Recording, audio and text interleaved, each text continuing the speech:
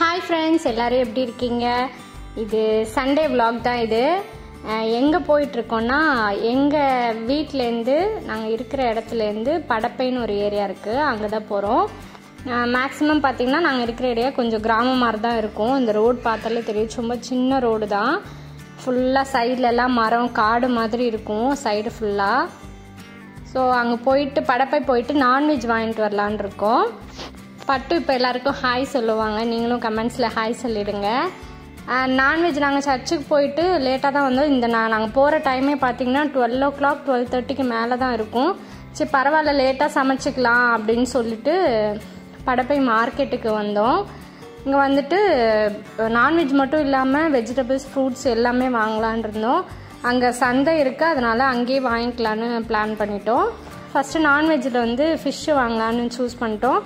என்ன மீன்லாம் ஐடியா இல்லை, போய் பார்த்துட்டு எது ஓகேவோ அது வாங்கிக்கலான்ட்டு.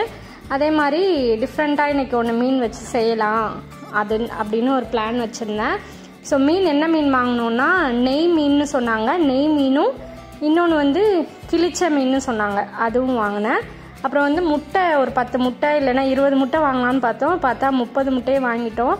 டேரெக்டாக சூப்பர் மார்க்கெட்டில் வாங்குறத விட இந்த மாதிரி டீலர்ட் அந்த மாதிரி வாங்கும்போது கம்மி ரேட்டாக இருக்குது. ஸோ ஒரு அட்டை முழுக்கவே வாங்கிட்டேன் முட்டையும். அப்புறம் வந்து சந்தையில் வந்து காயும் வாங்கிட்டு, ஃப்ரூட்ஸு சும்மா ஒரு தள்ளுவண்டிக்கு இதில் வந்து ஃப்ரூட்ஸும் வாங்கிட்டேன். தேவையான காய் எல்லாமே ஒரு வாரத்துக்கு தேவையானது எல்லா வெஜிடபிள்ஸும் வாங்கிக்கிட்டேன். காயெல்லாம் அவ்வளோ ரேட் விற்குதுங்க இப்போது, ஆச்சரியமாக இருக்குது. எனக்கு தெரியல, அந்தளவுக்கு எனக்கு தெரியாது, இருந்தாலும் எனக்கு அதிகமாக தோணுது. எல்லாம் வாங்கிட்டு வீட்டுக்கு போயிட்டு இருந்தோம். பாருங்கள், ஆடெல்லாம் ஓடுது. இங்கே ஆடு மாடு எல்லாமே இருக்கும். எங்கள் வீட்டுக்கிட்ட வந்துட்டோம். எங்கள் வீட்டிலேருந்து இப்போ நாங்கள் போன படப்பை வந்து ஒரு 5-6 கிலோமீட்டர் தான் இருக்கும்னு நினைக்கிறேன். ஸோ எல்லாம் வாங்கிட்டு வந்தாச்சு. இப்போ வெஜிடபிள்ஸ் எல்லாம் எடுத்து வச்சாதான் நான் அடுத்த வேலை பார்க்க முடியும். நாங்கள் வீட்டுக்கு வரும்போதே 1:30 மணிக்கு மேலே ஆயிடுச்சு. அதுக்கப்புறம் தான் சமைக்கவே ஆரம்பித்தோம். காலைல கொஞ்சம் லேட்டாக தான் சாப்பிட்டோம், அதனால் லேட்டாக சமைச்சாலும் பரவாயில்லன்னு எல்லாம் பொறுமையாக எடுத்து வச்சுட்டு தான் சமைக்க ஆரம்பித்தேன். ஏன்னா இதெல்லாம் திரும்பி சமைச்சு முடித்தோன்னா எடுத்து வைக்கும்போது டயர்டாகிடும் இல்லையா, அதனால் இப்போ எடுத்து வச்சுட்டு தான் சமைக்கவே ஆரம்பித்தேன். மீன் குழம்புக்காக ஒரு மாங்காய் வாங்கிட்டேன். என்னென்ன காய் வாங்கினேன்னா பாவக்காய், பீர்க்கங்காய், பூசணிக்காய், முட்டைக்கோஸ், பீட்ரூட்டு, கேரட்டு, பீன்ஸு. ஏன்னா இப்போ காய்கறி வந்து நிறைய எடுத்துக்கிறோம், அதனால் வந்து எல்லா காய்கறிலையும் கொஞ்சம் கொஞ்சம் வாங்கிக்கிட்டேன் ஒரு வாரத்துக்கு வர மாதிரி. அதே மாதிரி கருவேப்பிலை, கொத்தமல்லி நிறைய கொடுத்துட்றாங்க. பட் யூஸ்ஃபுல்லாக தான் இருக்குது. நான் ஒன்றும் பொடியாக இல்லைன்னா துவையல் அந்த மாதிரி அரைச்சிருவேன். ஸோ வந்து அது யூஸ்ஃபுல்லாக தான் இருக்குது.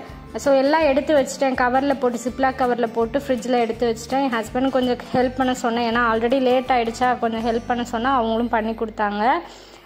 காயெல்லாம் எடுத்து வச்சோடனே ஃபஸ்ட்டு கவுண்டர் டாப் வந்து க்ளீன் பண்ணிட்டேன். ஏன்னா ஃபுல்லாக மண் அந்த காயில் இருந்தது எல்லாம் இருந்துச்சு. ஸோ அதை க்ளீன் பண்ணிவிட்டு அடுத்து வந்து மீனை வந்து கழுவி வச்சுக்கிட்டேன். மீன் வந்து 2 மீன் வாங்கியிருக்கோன்னு சொன்னேன் இல்லையா. ஒரு மீன் வந்து குழம்புக்காக கிளிச்சன்னு சொன்னேன், சின்ன சின்ன மீன் வந்து குழம்புக்கு. பெரிய மீன் நெய் மீன் வாங்கணும் இல்லையா, அது வந்து நான் புட்டு மாதிரி செய்ய போகிறேன். எக்ஸாக்டாக புட்டு இப்படி தான் வருமானு எனக்கு தெரியாது. நான் ஜஸ்ட் ஒரு வீடியோவில் பார்த்தேன், என் ஹஸ்பண்ட் கேட்டாங்க, அவங்களுக்காக நான் ஆசைப்பட்டு செஞ்சேன்.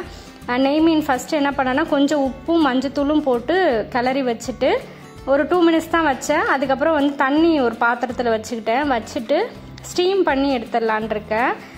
ஒரு 5 நிமிஷம் தான், அது சீக்கிரம் வெந்துடும் இல்லையா மீன், அதுக்காக அதை வச்சுட்டு வெந்நீர் வச்சுக்கிட்டேன் ஃபஸ்ட்டு. அப்புறம் வந்து ஒரு ஹோல் உள்ள பாத்திரம் வச்சு அந்த மீனெல்லாம் அதில் எடுத்து வச்சு மூடி வச்சுட்டு ஒரு 5 மினிட்ஸ் வேகட்டோன்னு. மீன் வந்து வேகிறதுக்கே ஒரு 2-3 நிமிஷம் தான் ஆகும்பாங்க. நான் அப்பப்போ செக் பண்ணிவிட்டேன். இந்த மீன் வந்து கொஞ்சம் கொழுப்பு அதிகமாக இருக்குது. நெய் மீன்லேயுமே புட்டு செஞ்சாங்க நான் வீடியோவில் பார்க்கும்போது, ஆனால் எக்ஸாக்டாக அந்த சுறா புட்டு அப்படிலாம் சொல்கிறாங்க, அந்த மீனில் வேறு மாதிரி டேஸ்ட் இருக்குமான்னு தெரியல. இந்த மீன் வந்து கொஞ்சம் கொழுப்பு நிறைய இருந்துச்சு. ஃபஸ்ட் டைம் செய்கிறதுனால இது இப்படி தான் இருக்குமான்னு எனக்கு தெரியல, இருந்தாலும் ட்ரை பண்ணோம், நல்லா இருந்துச்சு டேஸ்ட்டு. ஸோ மீனை வந்து வேக வச்சு எடுத்தாச்சு. ரொம்ப சூடாக இருந்துச்சு. ஆற வச்சோடனே என் ஹஸ்பண்ட் தான் ஃபுல்லாக முள்ளெல்லாம் கிளியர் பண்ணி, அதுக்கு தான் ரொம்ப நேரம் ஆச்சுங்க. அதை எடுத்துகிட்டு இருந்தாங்க. சைடில் நான் குழம்பு வைக்க ஸ்டார்ட் பண்ணிட்டேன். மண் சட்டியில் தான் வச்சேன். ஃபஸ்ட்டு நல்லா சட்டி காஞ்ச உடனே நல்லெண்ணெய் ஊற்றிட்டு வெந்தயம் போட்டுக்கிட்டேன். அப்புறம் வந்து கருவடம் போட்டேன். கருவடம் போட்டால் அந்த புளிக்குழம்பு, மீன் குழம்பு இதுக்கெல்லாம் ரொம்ப நல்லாயிருக்கும். சாம்பாருக்கு கூட தாளிப்பாங்க, அது நல்ல வாசனையாக இருக்கும் அது தாளிக்கும் போதே. ஸோ அது போட்டுட்டு சின்ன வெங்காயம் நான் கட் பண்ணி வச்சுருந்தேன் மீன் குழம்புக்காக. ஸோ அதையும் போட்டு சிம்லேயே வச்சு நல்லா வதக்கி எடுத்துக்கிட்டேன். கருவேப்பிலையும் சின்ன வெங்காயமும் போட்டு நல்லா வதக்கிக்கிட்டேன். என் ஹஸ்பண்ட் சைடில் வந்து அவங்க மீனை ஆற வச்சு அந்த புட்டுக்கான மீன் வந்து முள் நிறைய இருந்துச்சுங்க. நாங்கள் கம்மியாக தான் இருக்கும்னு நாங்கள் சென்டர் முள் மட்டும், ஆனால் அதில் சைட்லேயும் முள்ளெல்லாம் நிறைய இருந்துச்சு. அதை அவங்க எடுத்துகிட்டு இருந்தாங்க.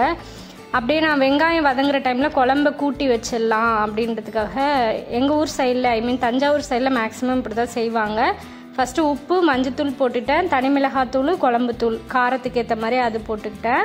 இப்போ தேங்காய் வந்து ஒரு மூடி அரைச்சி வச்சுருந்தேன், அதையும் சேர்த்துக்கிட்டேன். புளி வந்து வந்தோடனே ஊற வச்சுட்டேன் காய்கறி எடுத்து வைக்கிறதுக்கு முன்னாடியே. ஸோ அதையும் கரைச்சி வந்து நான் ஊற்றிக்கிட்டேன். இப்படி கூட்டி வச்சிட்டோன்னா நம்ம எதையும் வதக்கணும் அப்படிலாம் அவசியம் இல்லை. வெங்காயம் தக்காளி வதங்கினோன்னே இதை ஊற்றிட்டா குழம்பு ரெடி ஆகிடும். எனக்கு இந்த மாதிரி வச்சா ரொம்ப பிடிக்கும். புளிக்குழம்புக்கும் இந்த மாதிரி வைக்கலாம், வத்த குழம்புக்குமே இப்படி வைக்கலாம், நல்லாயிருக்கும் டேஸ்ட்டு. ஸோ புளியை நல்லா கரைச்சி ஊற்றிக்கிட்டேன். மீன் குழம்புக்கு வந்து புளிப்பும் நிறைய இருக்கணும், காரமும் நல்லா சொல்லுன்னு இருக்கணும். எனக்கு அப்படி தான் பிடிக்கும். ஸோ அதுக்கேற்ற மாதிரி தான் நான் வச்சுருக்கேன். மண் சட்டியில் வைக்கும்போது அதோட டேஸ்ட்டே கொஞ்சம் டிஃப்ரெண்ட்டாக இருக்குது, அது நல்லா தெரியுது வித்தியாசம். ஸோ இது நல்லா கையாலே நான் கரைச்சி விட்டுட்டேன், கட்டி இல்லாமல். அந்த தேங்காய் மிளகாத்தூள் அதெல்லாம் கட்டி இல்லாமல் நல்லா கரைச்சி விட்டுட்டேன். இப்போ வந்து வெங்காயம் வதங்கினதுக்கப்புறம் தக்காளியும் போட்டு சிம்மில் வச்சு நல்லா வதங்கின பிறகு இதை எடுத்து ஊற்றிட்டா அவ்வளோதான். கொஞ்சம் கொதித்து வரும்போது அப்புறம் மீன் மாங்காய் போட்டுக்கலாம்.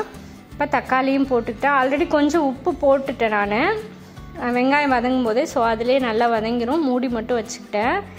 பாருங்கள், இந்த அளவுக்கு நல்லா மசிஞ்சு வதங்கி வரணும். இது நல்லா வதங்கினா தான் அதோட டேஸ்ட் இன்னும் நல்லாயிருக்கும். நல்லா வதங்கிடுச்சு.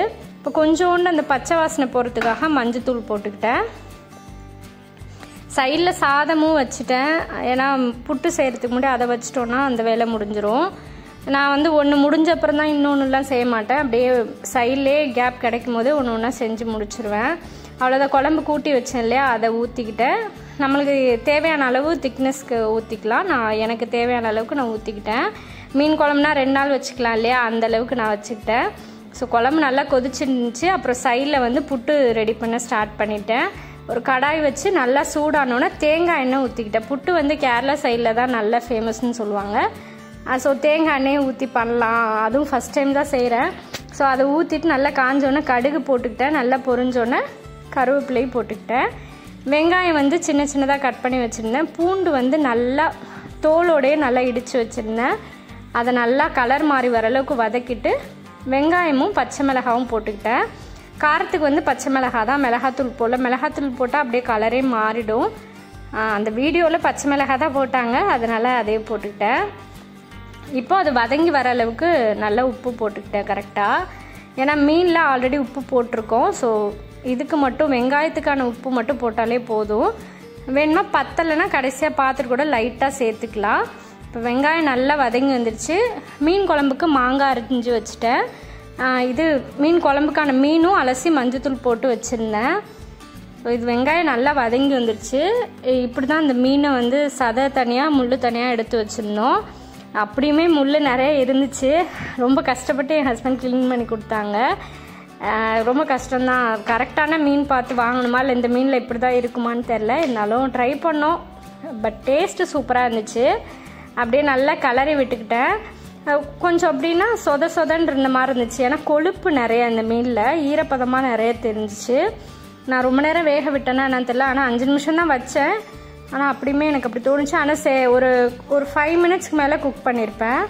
கொஞ்சம் லைட்டாக ட்ரை ஆனிச்சு. அப்புறம் லாஸ்ட்டாக வந்து பெப்பர் தூள் மட்டும் போட்டுட்டு ஆஃப் பண்ணிட்டேன். புட்டு ரெடி ஆயிடுச்சு. இது வந்து செய்கிறது ரொம்ப ஈஸி. ஆனால் அந்த மீனை வேக வச்சு அந்த முள் இல்லாமல் பிரிக்கிறோம் இல்லையா, அதுதான் ப்ராசஸ் வந்து ரொம்ப நேரம் ஆகுது. மற்றபடி டேஸ்ட் எல்லாம் ரொம்ப நல்லாயிருக்கு. வித்தியாசமாக இருந்துச்சு எனக்கு. அதுவும் தேங்காய் எண்ணெயில் செஞ்சது ரொம்ப வித்தியாசமாக இருந்துச்சு. ட்ரை பண்ணலாம் கண்டிப்பாக. மேபி ஃபஸ்ட் டைம் நீங்கள் பார்க்குறீங்க, உங்களுக்கு இது பிடிச்சிருந்துச்சுன்னா நீங்களும் கண்டிப்பாக ட்ரை பண்ணி பாருங்கள். தேங்காய் எண்ணெய் தான் ஊற்றணும் இல்லை, எந்த எண்ணெய் வேணாலும் யூஸ் பண்ணலாம். ஸோ டேஸ்ட் நல்லா இருந்துச்சு. வேணா ட்ரை பண்ணி பார்க்கலாம். மீன் குழம்பும் ரெடி ஆகிடுச்சு. அப்படியே நல்லா கொதிச்சு எண்ணெய் படந்து வந்துச்சு. இந்த ஸ்டேஜில் வந்து நான் மீனும் மாங்காயும் சேர்த்துக்கிட்டேன். இந்த சின்ன மீன் இருக்குல்ல, அது டேஸ்ட் நல்லா இருந்துச்சு. அப்புறம் இந்த நெய் மீனோட மண்டையெல்லாம் இருந்துச்சு, அதையுமே நான் குழம்புல சேர்த்துக்கிட்டேன். மீனும் மாங்காயும் போட்டு ஒரு 5 மினிட்ஸ் மட்டும் வச்சேன்.